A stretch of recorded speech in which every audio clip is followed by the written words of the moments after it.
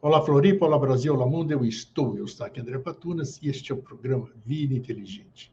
E hoje eu tenho uma novidade de convidado para vocês aqui no programa. Alguém que está frequentando nosso programa há quase 17 anos, né? 17 anos já de Vida Inteligente. Jorge Antônio Ouro, nosso querido amigo e irmão, né? Diretor, cargo bonito, hein? Diretor. Né? Brincadeira. Da Sociedade Brasileira de Biose, diretor de arquivo da Sociedade Brasileira de Biose. Eu queria ter o cargo dele, que eu ia fuçar tudo assim, né? Satisfazer um monte de curiosidades, né? Mas tudo é brincadeira, claro. Quem é que não gostaria, né, de ver tudo aquilo que a gente fala aqui, né? Então, eu vou trazer aqui, porque hoje nós vamos falar de um assunto legal, assim. Tudo isso aqui que eu estou falando é profano, né? E é o tema de hoje. Nós vamos falar sobre profano. E aí, seu Jorge Antônio Ouro, como o senhor está? Eu estou Vai. excelente. Não, Vamos eu ver estou hoje excelente, o estou percentômetro. Como é que está o percentômetro hoje aí? sempre acima de 100. A gente começa a Sempre acima de conversar 100. sempre Tá acima bom. de 100. Tá tudo magnífico, tudo tranquilo, tudo indo Assim que é bom. certinho, a lei caminhando inexorável para o sucesso, e o sucesso da lei é a felicidade da humanidade, então está tudo tranquilo. É isso, Primeira muito vez que bom. você começa uma conversa falando que eu sou diretor da sociedade, né? Mas eu não. Quer dizer, eu não sou assim, eu nunca vim conversar com você como diretor, né? Assim, nossas conversas todas são como discípulo, né? Sim, mas eu disse que você é diretor da sociedade, mas você pode falar e Aham, fala com o discípulo. Você podia aham. falar, eu sou motorista da Transol, eu Não, eu sou, só eu sou o sou membro piloto da. da É, Lufthansa. Não não, tem nada. eu sou membro da Eubiose, né? Sim, então é isso aí. Temporariamente, algumas décadas, eu ajudo nessa questão que você falou aí de Opa, isso é é, muito bom, né? Muito bom, né? tentar preservar todos os originais do professor, o acervo, não vou dizer oculto, mas reservado da instituição, né? Isso Sim, que eu sem faço. dúvida, isso aí é um tesouro, né? É Mas um assim, tesouro no sentido literal da palavra. eu sou só um discípulo arquivista, assim, quer dizer, eu Sim. que às vezes eu funciono como arquivista pacífico, às vezes eu funciono como cão do inferno, né? Assim, eu não dou acesso de maneira nenhuma, não importa a Não, quem é. todos esses anos que eu Então, te conheço, que são 17, né? Estou entrando no 17º, eu posso atestar a sua lisura.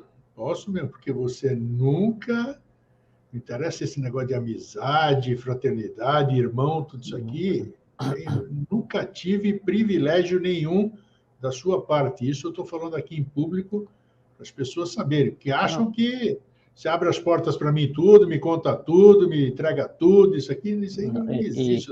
isso O seria, Jorge é uma pessoa super idônea e reservada nas suas coisas. Eu não, sempre esqueci. isso seria falta de fraternidade de minha parte para contigo, desonestidade para com a instituição, para com o professor, jamais, né? Claro, Jamais, claro, né? claro. Nem para você, nem para ninguém, Grego. Então, por isso que Nem para o Alvin, nem é para os bom pares falar diretores. isso, Não, nem para os pares diretores, não tem. O, o arquivo da instituição, ele tem uma porta, né? E tem uma chave. é bom falar isso em público aí, é oportuno, porque assim a gente desmitifica e desmistifica umas questões aí que todo mundo acha Não, que, não. por questão de amizade, irmandade, fraternidade, tem privilégios, né? Não tem privilégio nenhum. O verdadeiro eubiota, vamos chamar assim, não tem privilégio absolutamente nenhum. Se tem, eu desconheço. Eu nunca tive moleza com Não. ninguém, nem nada. Nem com meu irmão amado, fraterno, seu Jefferson, não tive privilégio nenhum com ele. Eu tive a sinceridade dele, a amizade dele, a fraternidade dele, mas tudo dentro dos limites da, É um profundo da sinal de ética. Da é um ética. profundo sinal de respeito a gente preservar o rito, né? Então, se o Claro. professor deixou instruções de como deveriam funcionar as coisas, né? E ele foi o primeiro a tratar o conteúdo como reservado, como sagrado, assim, a forma como deveria ter acesso, e todo discípulo, ao longo do tempo, vai ter acesso mais dia, menos dia, né? Até aqueles livros que daí até hoje nunca vieram para ninguém na instituição, tudo vai chegar o dia que vai vir, né? Mas, assim, o amigo do discípulo nesse processo se chama tempo, né? Do peregrino, sim, tempo, né? Então, na medida que vai compreendendo, daí todo o resto vai sendo dado até determinado limite, né? E vai chegar mais à frente, até inclusive isso que é reservado vai vir para conhecimento. Com relação à humanidade como um todo, né? Ao coletivo como um todo, esse conhecimento, ele... Desculpa. Ele pertence à humanidade. E ele vai ser dado à humanidade, a toda aquela humanidade que caminha em direção ao conhecimento. Porque senão era só pegar e imprimir um monte de conteúdo e colocar tudo no Facebook, né? Ou então passar de avião e atirar as folhas em cima da cidade, e aí o trabalho estava por realizado e é simples, isso aí. Né? Simples. Não é assim. Por falar em não é assim, o tema que se apresentou hoje para a gente falar é profano. A gente, esse termo assim, ele já vem com uma conotação, ele já vem com uma... Ele vai acumulando cargas, né? É como um grande ímã, e cada um acumula nele, nessa palavra no profano, uma série de tranqueiras, né? Vamos dizer assim, que dá um entrelaçamento de inúmeras coisas. Então, hoje nós vamos tentar, como é que se diz, mostrar o que é profano. O que é o profano, Jorge? Trocar ideia a respeito do que seja, né? Aí cada um chega às suas próprias conclusões, né? Claro, isso aí cada um tem suas próprias conclusões, sem dúvida. O que é profano para um não é para outro. E assim vai, né? E fui procurar, fui ver, quando apareceu a ideia, eu fui procurar ali, mas aí, sabe, aquilo que eu te disse, é que nem o imã, acumulou tanta coisa, principalmente no que é religioso, tudo que você mexe no religioso passa a ser profano, né? Religioso é sempre essa coisa que domina a humanidade há milênios, né? E que nos conduz aí a milênios também. Então aí já vem o profano a partir daí. Então hoje eu quero tirar essa palavra dessa parceria, vamos dizer, com o sagrado em si. E nós vamos esclarecer também o que é o sagrado, né? O que é o sagrado, independente do que a gente chama de religião, e o que é o profano também desassociado disso. Tá. Então, o primeiro conceito do que é profano ou do que é sagrado, ele varia de pessoa para pessoa, né? Cada um tem a sua lista do que é sagrado, e cada um tem as suas decisões em agindo fora do sagrado e se comportar profanamente, né? Então é uma coisa totalmente particular de cada um, né? Se eu faço parte de uma ordem ou de uma religião que adora a árvore, né? A árvore para mim é sagrado, e quem for pegar uma fruta sem pedir profanou a árvore, faz parte de cada um, né? A questão é a gente andar um pouquinho além daquele pequeno mundo que fica circunscrito no umbigo de cada um, né? Sabe? É como se existisse dois mundos, né? Um é o mundo, mundos, né? A Terra, onde todos nós vivemos, né? E outro é o mundo particular de cada um centrado no umbigo, né? Então, tudo que eu tenho como conceito e eu tenho como verdade absoluta gira em torno do meu umbigo. Então, o desafio e a dificuldade é a gente, então, sair desse entorno e tentar perceber qual é que é a verdade, como é que é o mundo daquele outro, para que daí eu consiga, às vezes, né, ou provavelmente eu consiga, em vendo o mundo dos outros, melhorar o meu próprio mundo, quer dizer, diminuir as minhas antipatias, falta de paciência, né, todas as dores, todas as incompreensões. Isso só vai acontecer se eu analisar o mundo dos outros. Então, a primeira coisa que a gente tem que partir para chegar nessa compreensão do que seja o profano, né, ou do que seja o sagrado, a gente partir do princípio que todo outro, todo ser humano, todo ente, ele tem o direito de julgar sagrado o que quer que seja. É uma decisão dele, Sim, né? A decisão claro. dele, né? Até porque você falou religião do Ligus Ligare, religus ligare, né, é ligar o homem a quem? A sua própria essência. Não é uma estrutura qualquer de poder, não é uma transnacional da fé, não é uma crença Muito, qualquer. muito oportuno esclarecimento. Então, a mais profunda religião, a mais profunda atividade templária, ou a mais profunda contemplação de Deus que você possa fazer, é aquela que você vai fazer em silêncio dentro da tua própria alma. Por quê? Porque ali é que está o caminho para a divindade, né? Então, o lugar mais sagrado que existe no universo, né, é aquele caminho na tua alma que conduz à contemplação do teu próprio eu, conduz à contemplação da tua própria divindade. Ô Jorge, me dá o significado do sagrado. Vamos tentar desassociar desse sagrado que nós estamos apegados, vamos dizer assim. Você poderia fazer isso, por favor? Sim, é que o sagrado, o sacro, ele é tudo, conceitualmente, né, no início, ele era tudo aquilo que estava de posse da divindade ou pertencia à divindade. Esse que é o conceito do sagrado. E a raiz do termo sacro, né, vem do proto-indo-europeu. O proto-indo-europeu é aquele tronco lingual, né, tronco linguístico, né, de onde derivam todos os idiomas hoje falados, né, inclusive sânscrito, todos eles. Então, tem uma raiz do pi, que é sak, S-A-K, que era santificar, né? Que assim, santificar é dedicar aos deuses, né? Esse que é o conceito de sagrado. Quando se estabelece o conceito de sagrado, tudo aquilo que vai contra o conceito sagrado ou que não está no conceito sagrado é considerado como profano. Tanto é que o profano em si, não é... Hoje tem uma conotação diferente, né? Mas o profano, né? Pro é diante. Então, o profano é só aquele que está diante do templo.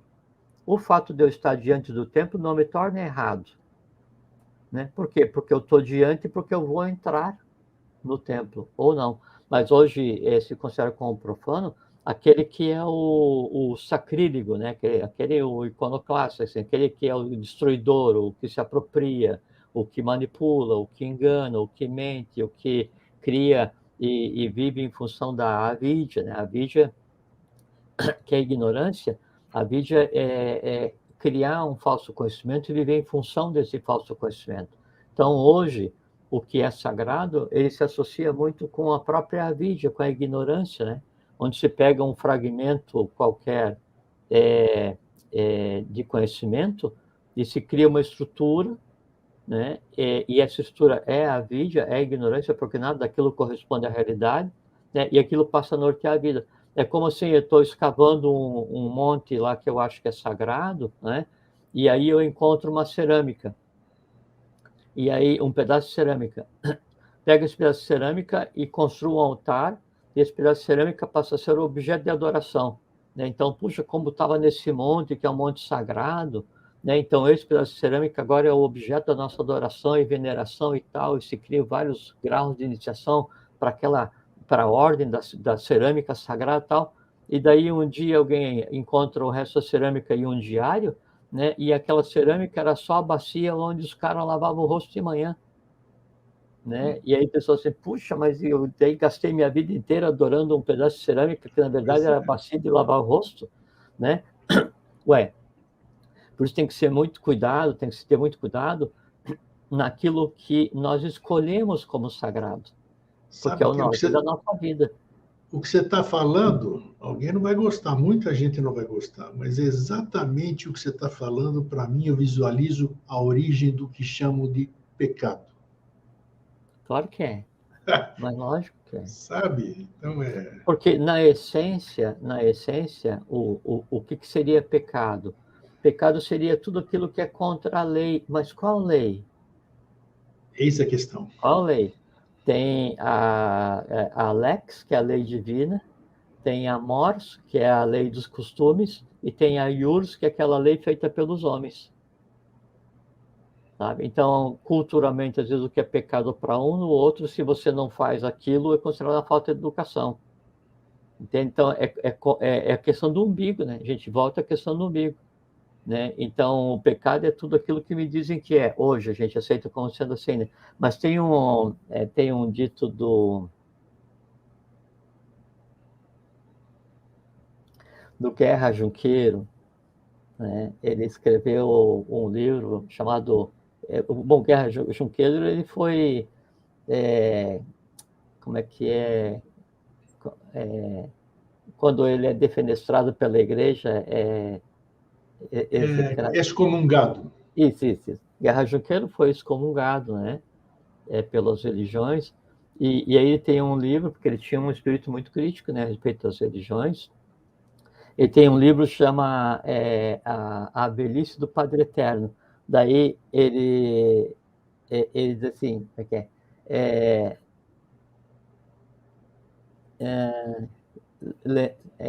lembrei-me de vós, funâmbulos da cruz, que andais pelo universo há 1000 e tantos anos, exibindo e explorando o corpo de Jesus.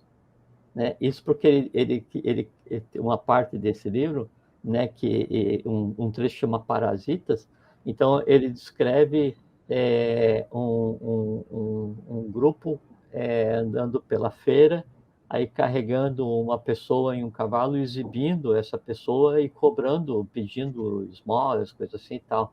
Né? E aí ele fez uma analogia com a igreja, né?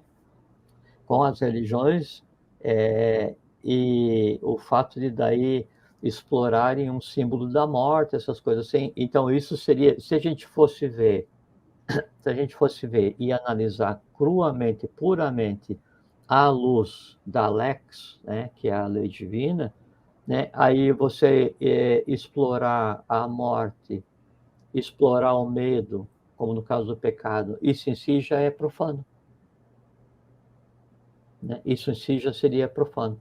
Né? Então, o conceito de pecado está muito longe do que seria o conceito de profanar. Sabe? E o profano perante a lei, como é visto o profano perante a lei? A lei que nós estamos... Bom, então o profano é aquele que está diante do templo. Ele pode ser certo ou errado ou não ser nada, porque o fato de estar diante não significa que ele é um destruidor, né? E a gente tem que lembrar que o conceito de templo, né, o profano, né, é o templo. Então, templos templi, na época dos álgures, né, onde os auspícios, né, eles recortavam um lugar no céu, que assim, eles escolhiam um lugar no céu, fixavam, né, e aí ali eles observavam o voo dos pássaros, para daí, através do voo dos pássaros, fazer as previsões, elaborar os auspícios, né? Então, o templo, né, ele vem do proto-indo-europeu tem, que é cortar, né? Então, o templo, originalmente, quando surgiu o conceito de templo, né, ele era um corte no céu, então o cara ficava sentado ali, né, e ele não seguia o pássaro. Ele daí tinha como se fosse uma janela, tem um corte ali no céu, ele fica esperando de que forma os pássaros passam ali. Aquilo era o templo. Contemplação, né? Contemplação. Contemplar é você ver assim, de maneira abrangente o templo. E aí depois isso muda, né? E aí do hábito, né, de daí contemplar, quer dizer, ou olhar o templo no céu para fazer a leitura, os auspícios, né? As previsões, daí então se desenha o mesmo quadrado na floresta, né? E aí então, como tem um quadrado na floresta, né, onde eu vou analisar o que se passa para fazer as previsões, aquele quadrado na floresta passou a ser sagrado.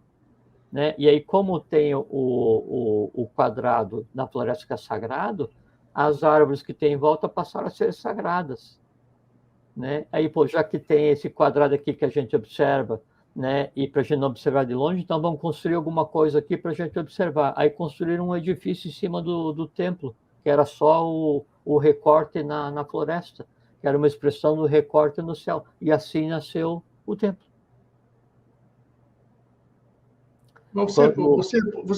Essa questão, bem falado aqui, né? Você é contrário à construção do templo? Não. O ser humano precisa do templo? Por que ele precisa do templo? Por quê? Precisa porque, assim, como a gente está em um processo de separação do humano e do divino, né? Isso cosmicamente, humanamente, e sobre todos os aspectos. E o próprio ser humano ele está separado em si, né? Porque daí, então, ele está em busca da compreensão de si mesmo, quer dizer, ele está em busca da compreensão da divindade em si. São coisas separadas temporariamente. Como, por analogia, né, o que acontece com o ser humano é o que acontece no universo e vice-versa, então, temporariamente, a humanidade está separada do divino. Né? E o divino, então, se expressa de que maneira? Antropomorfizadamente, quer dizer, periodicamente, alguém vem tentar restabelecer a lei, né? E aí faz assim, reserva um espaço, né, no mundo humano, né? E ali ele constrói um templo, né? Edifica um templo a quê? Um templo à virtude, um templo ao bem, ao bom, ao belo, e ali se professa a verdade, quando a verdade deveria ser professada em toda a humanidade, por quê? Porque toda a humanidade seria o grande templo. Então, templos são estruturas temporárias. É interessante isso, porque se nós voltarmos no tempo, né, os grandes mestres que passaram por aqui, eles passavam suas mensagens, não precisavam de templo nenhum, né? Eles andavam. Então, aí você começa a pensar. Mas que era em momento diferente. Então, teve um momento em que o processo de iniciação e da própria humanidade, né, ele não contemplava a humanidade como um todo, ele contemplava um reduzidíssimo grupo, ultra fechado, dentro do mais completo e profundo sentido de mistério, dos mistai, né? E independente do que a humanidade inteira iria fazer. Hoje, de 1800 para cá, essa realidade muda, né? Essa realidade muda e aí toda a humanidade tem acesso àquilo que antes era mistério. Essa que é a diferença. No caso do templo, então, o que se faz? Com medidas canônicas, né, de maneira apropriada, se constrói o local onde a verdade é professada. Então, o que se faz no templo? O templo é o lugar onde a verdade é professada. Né? E o que você vai fazer no templo? E aí está a grande diferença, o grande erro no conceito de templo. Primeiro, a questão do que eu considero sagrado. Né? Segundo, é o que eu quero no templo. Eu vou pedir, errou, já deu errado. Se eu vou lá para pedir, já deu errado. Não importa o que seja. Né? Ou eu vou lá para realizar, aí há uma grande chance de dar certo. Então, o templo é o local sagrado onde se professa a verdade em função da humanidade e onde todos que ali estão e onde todos que ali vão para trabalhar para a humanidade, repartir para com a humanidade, construir para a humanidade. Então, templo é lugar de construção, templo é lugar de realização, não é lugar de devoção e, em hipótese nenhuma, é lugar de fanatismo. Esse é o verdadeiro templo. Né? E aí, onde está o reflexo daquele templo onde o mistério está? No ser humano, no coração, na alma do ser humano. Né? E tão difícil, tão intrincado quanto chegar ao verdadeiro templo externo, quanto adentrar ao verdadeiro templo externo, quanto contemplar o mistério que existe no verdadeiro templo externo, quanto compreender o mistério que você está contemplando, tudo isso funciona exatamente igual com relação à alma de cada um. E como é Até que é o porque profano? se eu não conseguir ainda decifrar a forma de chegar ao meu templo interno, o fato de eu estar no templo externo não tem sentido nenhum. Como é que eu profano o templo? O que é profanar o templo? É que acontece isso é muito comum. Qual Assim, conduta, qual seria o ato que seria uma profanação ao templo? O sacrilégio, sacrum é sagrado e legere, né? Você escolhe se colocar longe do sagrado. Então, o sacrilégio, né, ele é uma decorrência da profanação, ou a profanação é uma decorrência do sacrilégio, e ambos significam simplesmente o quê? Significa que eu me afastei do conceito do divino, me afastei da verdade, me afastei da lei, me afastei da fraternidade, da pureza, da alegria. Isso é profanar, isso é sacrilégio, né? Assim, na mais pura essência.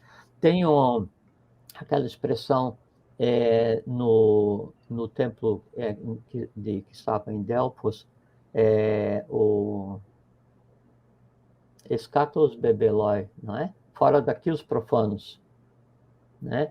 Só que isso era uma abordagem simbólica, porque o templo ele nunca está fechado, né? O templo sempre está aberto, porque o profano, né, é só aquele que está diante do templo. É diferente daí do profano, que é aquele que conscientemente conspurca o conteúdo, conspurca a lei, conspurca a relação entre humano e divino, a verdadeira relação entre humano e divino, ou conspurca a verdade, né, em benefício próprio ou não importa o que seja. Aí não, aí esse é o tipo de profano que ele tem que ser vedado, tem que ser vetado o acesso, por quê? Porque ele vai destruir, né? Ele entra como um vendaval, assim, onde ele está, ele conspurca, ele contamina. Né? E aí, nesse caso, né, esse profano, ele jamais vai ter acesso. Então, se a gente pegar Pitágoras, né? O grande Pitágoras, até onde estava escrito o Scatus Bebeloi, né, dos pitagóricos ele conhecido de Delfos. E quando ele vai para o Egito para se iniciar, então ele é analisado, ele é testado, ele é inquirido, ele é entrevistado, e aí ele é aceito, né? Até por interveniência do próprio faraó, aí ele, para sair da condição de profano, Pitágoras, né? Não é o Jorge, né? Que é assim, que é um ignorante, né? É Pitágoras, 21 anos para compreender o que é o sagrado real, né? Para daí então sair e cumprir a sua função, sabe? O principal nessa questão daí de profano e de sagrado é a gente decidir assim, o que é o sagrado, para que daí então eu veja, uma vez definido o que é o sagrado, Claro, isso. né, o meu ato, a minha decisão, o meu pensamento, a minha emoção, né, ele possa ser ou não, né, alguma coisa que profane esse sagrado. Mas E tem uma coisa muito... Desculpa, pode falar. não, o sagrado despido do religioso, isso é muito Mas importante. não tem nada a ver uma coisa com outra. Mas aí é que está, aí que a coisa se prende. A primeira Né? coisa é distinguir os dois, né, para poder dar sequência. Então tem aquilo que já é conhecido, e até o professor já falou em Dharana,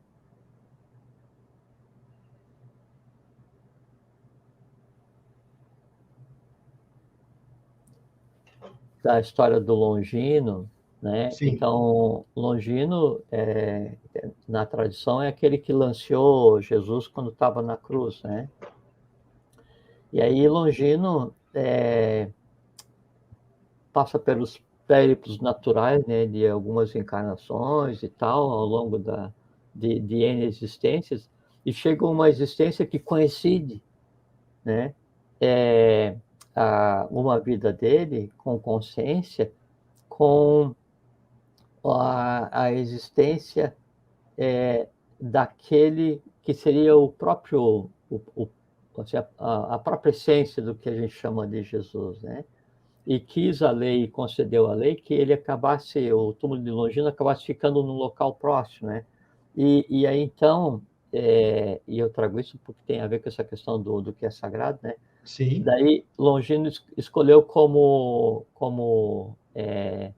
assim, como testamento para constar na sua lápide, alguma coisa assim, pode ser que eu troque algum conteúdo, mas assim,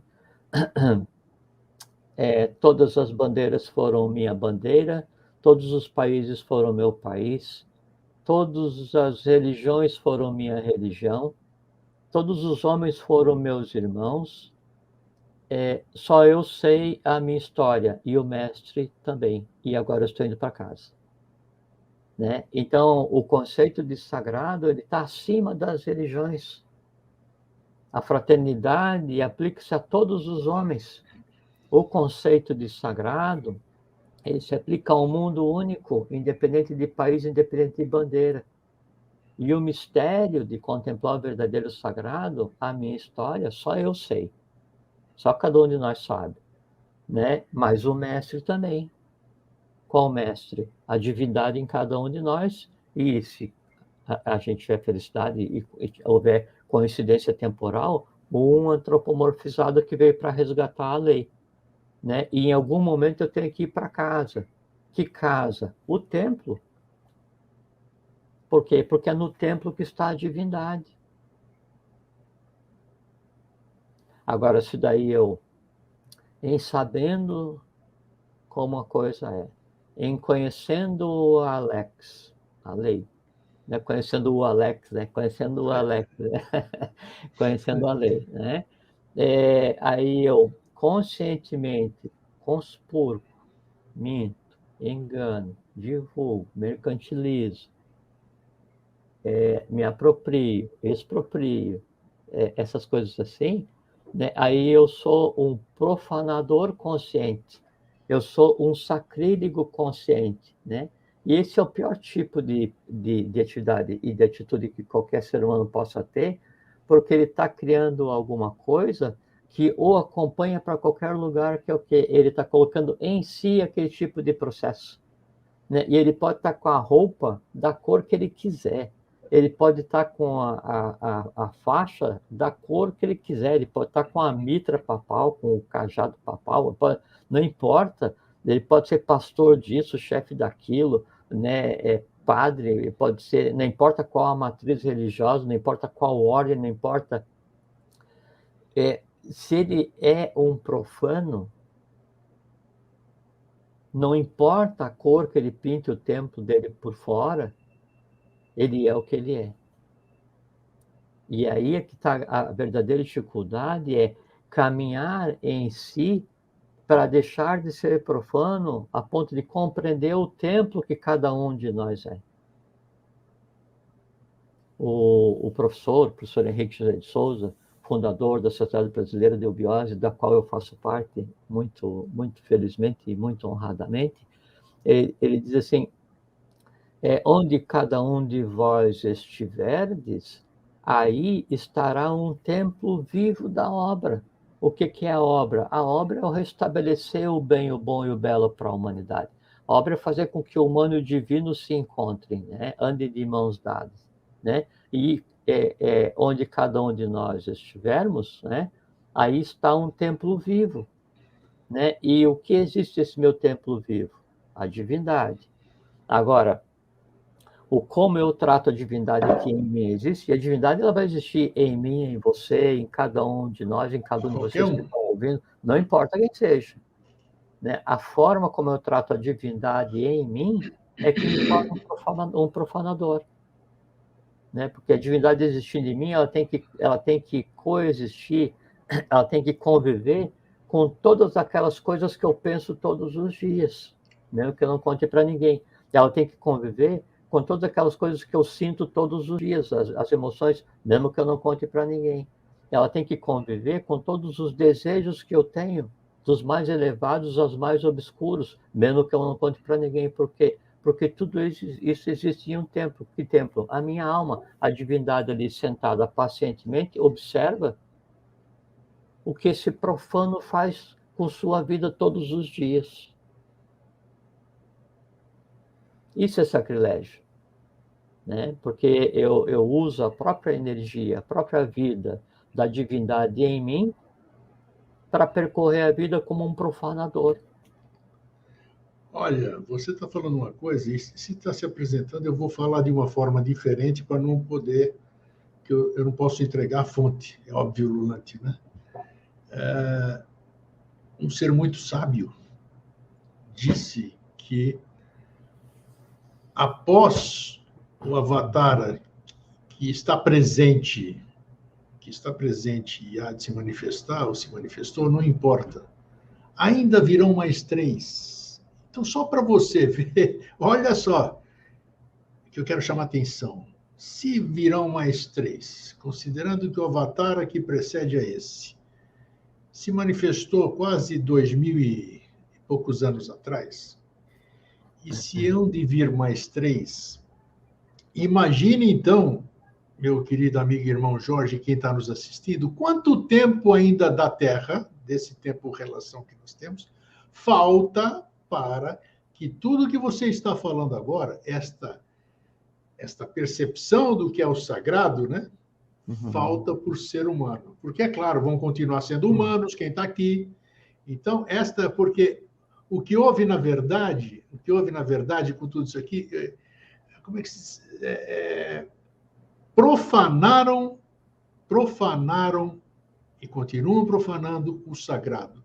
Então, se você está profanando o sagrado, até você se desassociar disso, está certíssimo o ser que disse que ainda vai ter que vir mais coisas pela frente. Então, não é desanimador, estou falando que é muito. Isso... Olha só o que precisa ainda, o que nós temos à frente. Desânimo tinha que pegar aquela parte que está no dicionário, que tem onde é que está essa palavra, essa e tantas outras, né? E passar uma caneta em cima. Isso não existe. Não pode fazer parte da vida de ninguém. Claro. Não importa. Nosso trabalho, né, assim, nossa função, a razão de viver, é trabalhar para que a humanidade evolua. E não é assim, eu vou trabalhar para que a humanidade evolua porque eu vou pegar e vou criar. Não. Trabalhar para que a humanidade em você, ou trabalhar para que você evolua. E beija-flor no incêndio. Somos beija-flores no incêndio. E se eu fizer com que eu evolua um pouquinho, eu trabalhei para que a humanidade evoluísse, porque a humanidade é o quê? A humanidade é só um monte de eus. É isso aí. Não existe assim, a humanidade, o planeta. Não, isso é só uma retórica. Então, a própria anima mundi, a própria alma do mundo, né, é o somatório da alma de todos. Então, como é que eu posso trabalhar para que a humanidade evolua muito? Eu evoluindo muito. Aí, eu consegui dar conta de mim. Opa, uma parcela da humanidade está, 99%. Não é? Então, não importa se ainda faltam mais 3 ou mais 8, né, até que daí a coisa toda seja restaurada, né? Não importa em que ano, se é daqui 1000 anos, se é daqui 122 anos, ou qualquer coisa assim, não é? Não importa os que vieram, porque a gente sempre pensa assim, os santos, né? Os conhecidos, a gente fala assim, Buda, Krishna, né, Jesus, Maomé, sei lá, Quetzalcoatl, né? Assim, a gente vai pegar, citar 5, 6, 7, 8, né? E pensa que daí se resume... Não! Quantas centenas e centenas já vieram para restabelecer a lei para a humanidade e trabalharam tão profundamente quanto esses que os livros de história trazem até o presente, né? E que são completamente desconhecidos. Desconhecidos, sim, senhor. Né? E isso ainda a gente pegar o que se conhece da história desses que são conhecidos hoje, e que 99% do que está ali é bobagem, né? Não corresponde à realidade. Então, não importa quantos vieram, nem quantos virão, né? E a gente não deve se preocupar com o tempo, porque assim, fala assim, falta mais 8, né? Ou mais 7 vindas, né?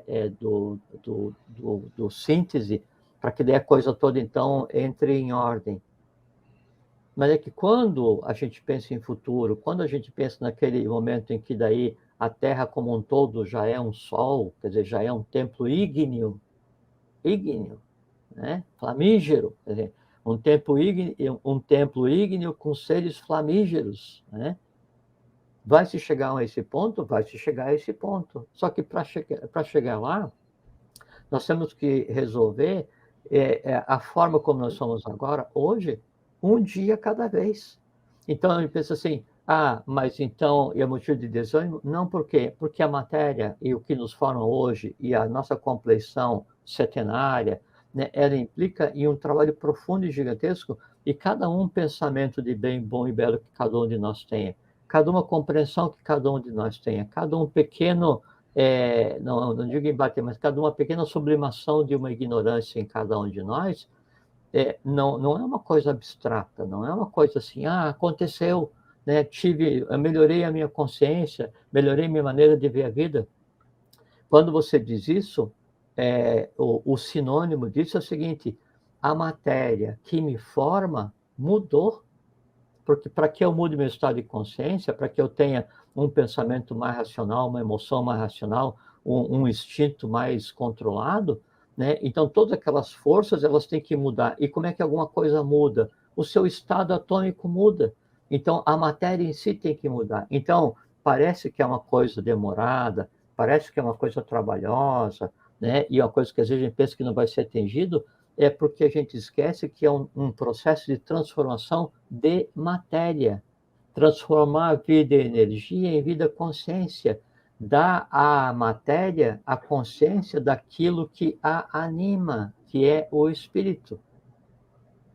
Então, tudo está exatamente como tem que estar, Greg. Por que eu disse isso? Porque tem um lema que você conhece muito bem, não há religião superior do que a verdade. Satyat Nasti Parodharma. Não existe Então, religião superior à verdade, do Maharaja Benares. Isso. Então, a verdade acima de tudo. Sim.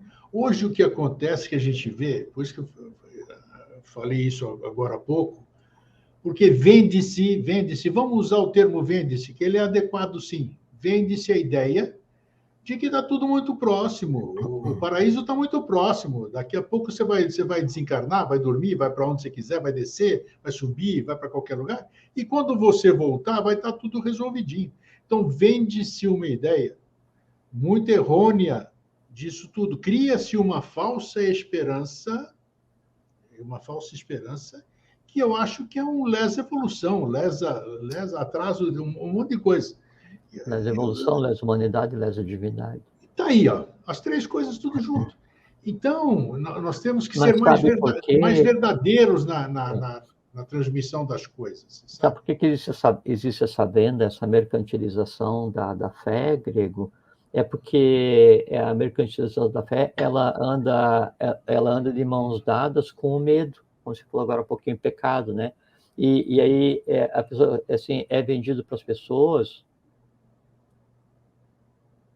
a crença que depois desse mar de lágrimas, desse sofrimento que é a vida, essa choradeira toda, né? A vida é complexa. Ele está transmutando matéria, como é que vai ser simples? Né? Você já viu alquimista que trabalha só meio período? Alquimista estagiário? Não existe. É verdade. Não existe. Alquimista é alquimista. O cara dorme, acorda, e de noite tudo para tentar chegar naquilo. A vida é isso.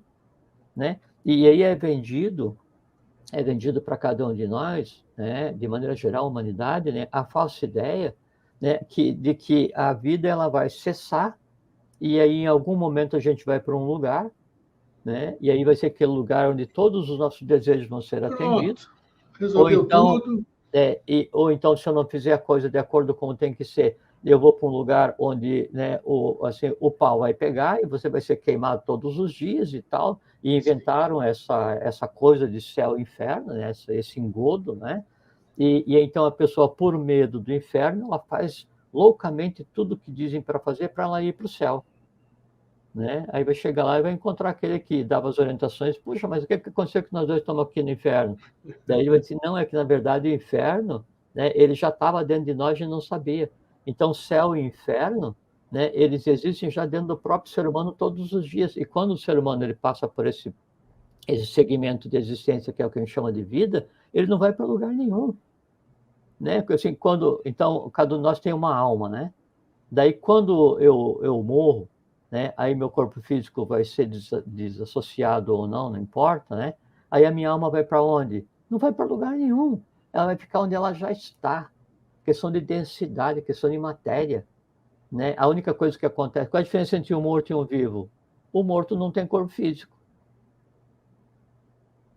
né? E aí ele vai ter que resolver o que fez enquanto tinha corpo físico. E o que é que ele tem que resolver? O que é que ele fez enquanto ele tinha corpo físico? Moldou a matéria. O que é moldar a matéria?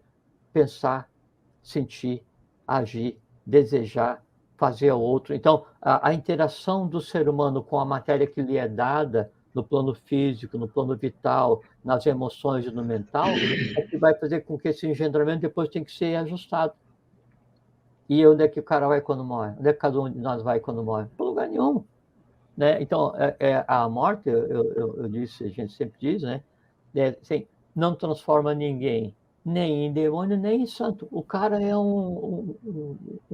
sabe, um ignorante profissional. Né? O cara, ele é um profanador consciente, ele faz o mal consciente, mente, engana, conspurca, né? Se apropria, faz de tudo que não deveria fazer. Morreu. Continua sendo um mentiroso, conspurcador, enganador, né? Só que agora vai ter que dar conta daquilo, né? E depois vai continuar a roda vai continuar a girar. Não vira santinho, não, né? Não existe isso. Né? E também diz assim, morreu, então agora vamos torcer para que dê tudo certo para ele. Assim, a gente está andando. Aí acontece o fenômeno de dissociação da alma com o corpo, que é o que a gente chama de morte, né? Daí eu estou dando os passos. Morri. Espero alguns minutos, né? E vou dar o passo seguinte. Então, eu continuo sendo, né, assim, a mesma encrenca que eu era enquanto vivo, agora que eu estou morto. Ou continuo sendo o mesmo pacífico que eu era enquanto vivo, agora enquanto eu estou morto. E eu morri. E onde é que eu vivo? Eu vou para o mundo dos pacíficos. Ou eu já estava lá, ou eu não vou. Né? Assim, a morte, ela não leva ninguém nem para o céu, nem para o inferno. Nem coloca no templo, nem tira. Por quê? Porque isso tem que ser construído em vida. Na hora de ser um profano, né? Ou um santo é em vida. E o santo, não santo do ponto de vista da religião, o santo é aquele que trabalha para o bem, para o bom e para o belo, para a compreensão das coisas e cinema, que tenta ficar em paz, tenta compreender, tenta, sabe, aquelas grandes sublimações, assim, os grandes embates secretos da vida de cada um. Esse é o santo, né? É o que trabalha para o bem da humanidade. A mãe que acorda de manhã, né, independente de estar bem ou não, e vai cuidar dos seus filhos, né, e se dedicar da melhor forma possível, e à noite vai dormir cansada sem ninguém ter dito um obrigado para ela, é uma santa. A professora que acorda de manhã, né, e aí vai para a escola ensinar as crianças, né, com um salário que mal dá para pagar as suas despesas, né, e sendo completamente desconsiderada em um tecido social completamente degradado, né? Essa é uma santa, esse professor é um santo, essa professora é uma santa porque dedica a vida sem ninguém nunca lhe dizer um obrigado. Né? E um profanador é aquele inútil social que vende fumaça, que é um ídolo, que não sei o quê, que é utilizado para mercantilizar, para ser seguido assim, num conceito como se a vida fosse um eterno ócio, como se a vida fosse um eterno...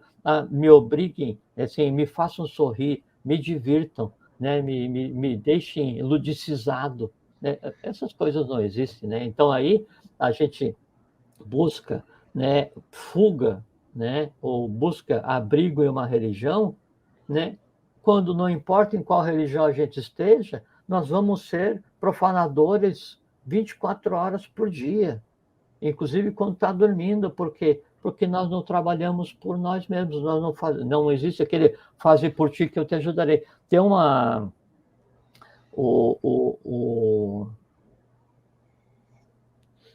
Horácio, né, em Odes 3:1, ele diz uma frase assim que ficou muito célebre, ode profanum vulgus et arceu, né? Assim, odeia os profanos e os mantém à distância. E ele usou essa frase para demonstrar assim, o desprezo que ele tinha com relação aos aplausos dos ignorantes. Ele era assim, tão radical que de ignorante ele não queria nem aplauso, né? E aí ele tinha apreço pelo aplauso dos que tinham conhecimento, que tinham consciência. E o ignorante não é o que não tem PhD. O ignorante é ignorante, sabe? Assim, o fato de ser alfabetizado, né, ou ter PhD, né? E não é diferença entre ser sábio e inteligente, entre ser ignorante ou não, né? O ignorante é aquele que age, aquele que não age como ser humano. O sábio é o que age como ser humano. E aí tem essa questão, e tem uma armadilha, né? Que nessa frase de Horácio, né? Então, quando eu digo assim, odeio os profanos, né, e os mantenho à distância, aí tem uma questão. Odeio os profanos, aqueles que estão diante do templo, e os mantenho à distância. Só que é o seguinte, o primeiro templo somos nós mesmos, a nossa própria alma. E dentro da nossa alma, obviamente, vai existir sábio e vai existir ignorante. Por quê? Porque o que a gente faz de bom são aqueles sábios seres que existem em nós mesmos. O que nós fazemos de errado são aqueles ignorantes seres que existem em nós mesmos. E os sábios seres em cada um de nós devem trabalhar loucamente para que os ignorantes em cada um de nós sejam sublimados, a ponto de todos em nós serem sábios. Então, a consciência aconteceu. Um passo cada vez, um dia cada vez. E se eu coloco em prática o ode profano vulgus et arceu, né, et arceus, eu passo a odiar os ignorantes que em mim existem.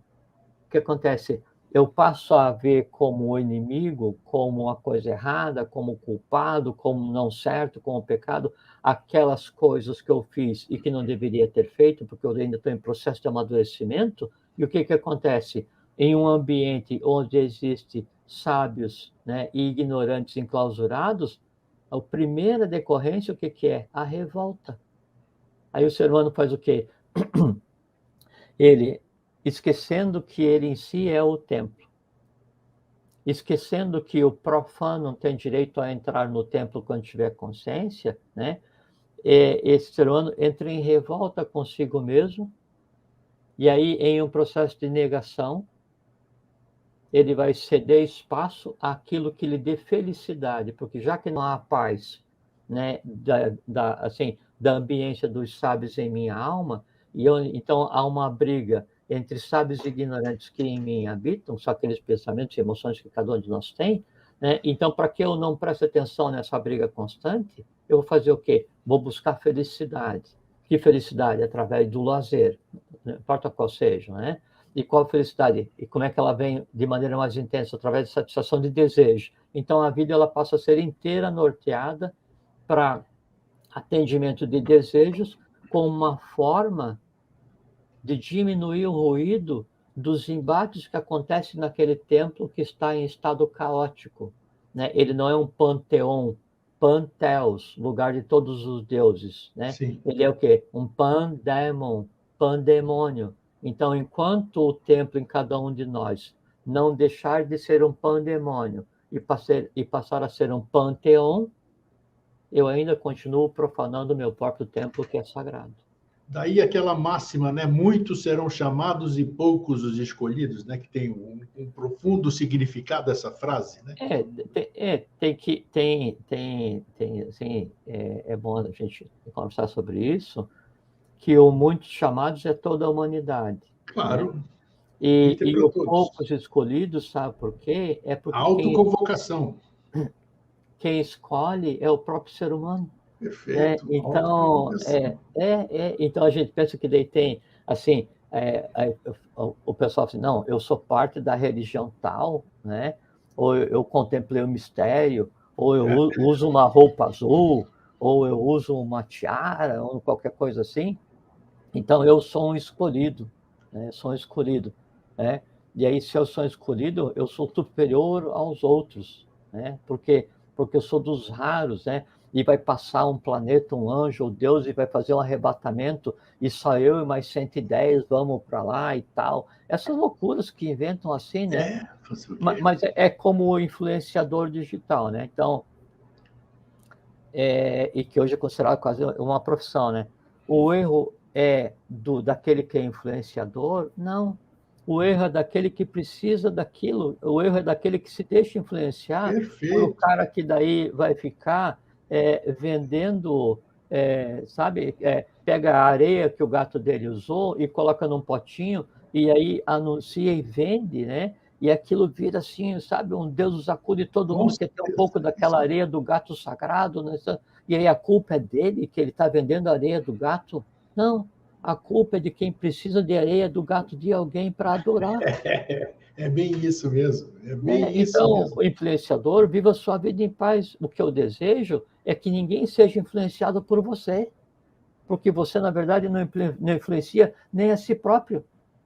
Né? O professor Henrique de Souza, diz assim, seres que não governam nem a si mesmo, como querem governar os outros? Verdade. Né? A mesma coisa assim, a gente não consegue ordenar, coordenar, não consegue sacralizar a nossa própria alma, ou não consegue expulsar os profanos de nossa própria alma, como é que a gente pode querer cobrar isso de alguém? Aí ele fala assim, aquela religião está errada. O caminho existe para o peregrino em relação recíproca. Se o caminho é completamente espinhoso e tem gente que é feliz andando lá e sendo magoado o tempo inteiro, é porque ele precisava ser magoado, né? E daquela mágoa vão ficar cicatrizes e ele vai andar e trazer nele a memória daquelas mágoas, daquelas lágrimas, e aí, por vasocomunicação, ajudar aqueles que não têm consciência. Enquanto isso não acontece, grego, né? Todo o grande templo é profanado diariamente. E as pessoas buscam assim, Perfeitamente. eu vou lá para o templo de Maitreya e vou contemplar um mistério, né? Isso vai me purificar. Não vai. Não, não existe isso. Não existe isso. Porque tem um lugar em que nem a divindade consegue entrar, que é a tua própria alma. Por quê? Porque ela já está aprisionada lá por você. É E a isso grande aí. profanação é quem você mantém aprisionado na tua alma junto com a divindade. Então você colocou crianças aprisionadas com assassinos, né? Ou você colocou amadores, no sentido daqueles que amam, né? Enclausurados junto com odiadores. Essa é a grande profanação, é quem nós mantemos em nossa alma onde a divindade existe. Por quê? Porque esse é o templo master. Porque quando esse templo está translúcido, ígneo, então aí aquele templo que eu contemplo externamente, ele em mim já aconteceu. Por quê? Porque eu ouvi a sagrada voz, né? Eu ouvi a doce voz, eu ouvi Devavani, o anjo da palavra, né? E aí então em mim, aí sim, o templo existe e eu sou um reflexo daquele templo. E aí ele diz, a única forma de ser eu, vamos chamar de eu, a verdade universal, compreendido e sentido, é cada um de vós serdes um reflexo de mim mesmo. Reflexo, reflectere, dobrar-se novamente sobre si mesmo. Né? E aí eu vejo como eu estou. Assim, não, em mim não existe profanação. Eu vivo em paz com a minha divindade. E não significa que eu tenho que ser o sábio dos sábios do universo, que eu tenho que ter dominado a mente universal, a intuição. Não. O sábio é aquele que professa a verdade e vive pacificamente. Qual verdade? A parte da verdade que ele tem. É toda a verdade? Não. Por quê? Porque a verdade como um todo, ela não pode ser encapsulada por um ser humano. o ser humano, para ele compreender a verdade como um todo, ele tem que se diluir na verdade como um todo. Daí sim. Daí ele não vai precisar dizer, eu sei tudo sobre aquilo, porque ele vai dizer, eu sou aquilo, tatuando-se. Eu sou ele. Muito bom, muito bom. Agora, então, acho que nós esgotamos aqui o tempo. Foi muito bom, muito bom, muito esclarecedor. Eu acho que agora, assim como a escolha, né, que nós nos escolhemos, nós nos propomos a buscar sermos os escolhidos, né? Da mesma forma, nós escolhemos ser ou profanos, ou profanar a nossa vida, ou então cultuar o sagrado pela via certa, pela lex, né?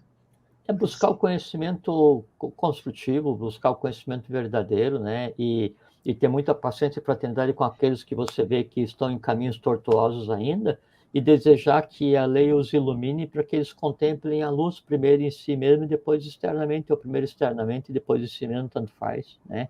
Que eles deixem de ser, né, assim, estagiários alquimistas tentando resolver a vida em 4 horas, né? Ou procurando sempre os atalhos mais simples para chegar à iluminação, né, a compreender o sagrado, essas coisas assim, né, e andem um dia cada vez pacientemente, educadamente, virtuosamente, pacificamente, dentro do conceito de bem, de bom e de belo, para chegar a um estado de consciência, que é o resumo disso tudo, que é um estado de consciência eubiótico. O que é o estado de consciência eubiótico? É aquele que vive bem consigo mesmo e com o universo. Só isso. Falou, meu querido amigo e irmão, meu brother, Jorge. Obrigado mais uma vez pela Obrigado a você, Grego, pela oportunidade de contribuição. poder conversar com você e com todos. E até a próxima oportunidade. Até quando a lei precisar que a gente se veja de novo.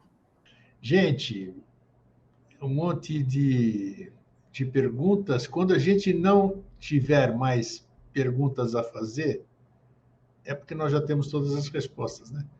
O meu brother Jorge sempre me...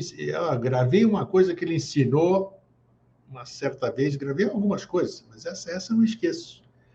Aquilo lá de você achar é bonita, é feia, é alta, é baixa. Quando você não tiver mais essas coisas comparativas na sua cabeça, é porque você está pronto, você não tem mais o que comparar. Então, para você, tudo é lindo, tudo é belo, porque tudo é. Isso eu não esqueço jamais. Fraterno abraço e um feliz sempre. Tchau.